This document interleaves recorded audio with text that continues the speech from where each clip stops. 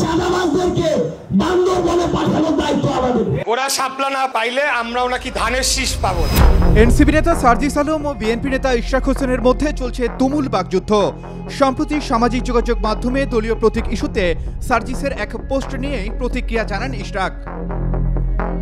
শাপলা জাতীয় প্রতীকী নয়, জাতীয় প্রতীকের একটি অংশ। একইভাবে ধানের শীষ, পাটপাতা এবং তারকাও জাতীয় প্রতীকের অংশ। শাপলা যদি রাজনৈতিক দলের প্রতীকে না হতে পারে তাহলে ধানের শীষও প্রতীক হতে পারবে না।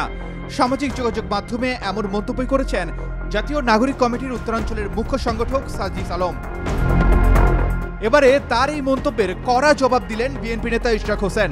ডেবরায় গতকাল এক সভায় বক্তব্যকালে ইশরাক বলেন, শাপলা বাদ দিয়েছে নির্বাচন কমিশন, কিন্তু বিএনপিকে কেন বারবার টানা হচ্ছে? আশ্চর্য সিদ্ধান্ত দিল নির্বাচন কমিশন।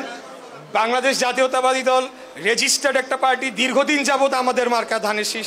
সে বিএনপিকে কেন টেনে আনছে বারে বারে? তারা কি বিএনপিকে, তারা নিজেদেরকে কি বিএনপির সমতুল্য ভাবতে চায়? মেয়র হওয়ার দাবিতে নগর ভবনে আন্দোলন নিয়ে ইশরাক বলেন, অন্তর্বর্তী সরকার একবারও মুখ তুলে তাকাননি।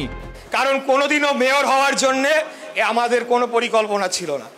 এই রায় পাওয়ার পরে আমি আমাদের নেতার সাথে যখন কথা বলেছি, দেশের বাইরে গিয়েও সলা পরামর্শ করে এসেছি, তখনই সিদ্ধান্ত আগেই হয়ে গিয়েছে যে শুধুমাত্র আনুষ্ঠানিকতা সম্পন্ন করব। যেহেতু আমরা একটা রায় পেয়েছি, এটা প্রতিষ্ঠা পাক। এদের আন্ডারে আমি কিসের মেয়রগিরি করব? এরা আমাকে কি করতে দিবে, কাজ করতে দিবে? Desk report, Daily Sun. For more updates, follow us on Facebook. Subscribe our YouTube channel. Get the latest update on www.daily-sun.com.